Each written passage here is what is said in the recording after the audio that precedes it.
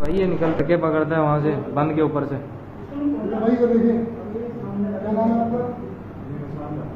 एहसान माजरी। कहाँ पर होते हैं मेरे भाई? क्रॉसिंग होते हैं।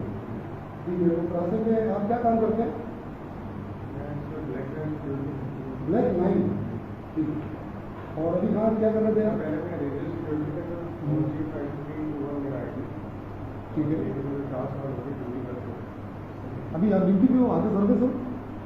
मैं आगे सर्विस है, ब्लैक लाइन सिक्योरिटी पे। हाँ, तो ये ग्राउंड वगैरह, तो ये वो मेजर मेजर से भी ऊपर गया है गाँव में लगा है। ये जो भर्ती है जी, पहली बात तो बच्चों की भर्ती है। अच्छा, बच्चों की होती है। ठीक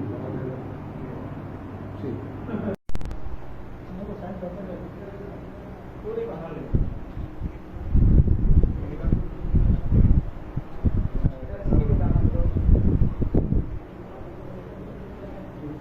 इधर रख रख बे, शौक से पकड़ तू।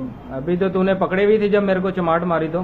सर मैंने आपको नहीं नहीं, अब पता चलेगा सबर। आपको ना चमाट मारा है ना कुछ भी। तो फिर ये उस दिन का क्या ड्रामा है 3000 वाला चर्च का?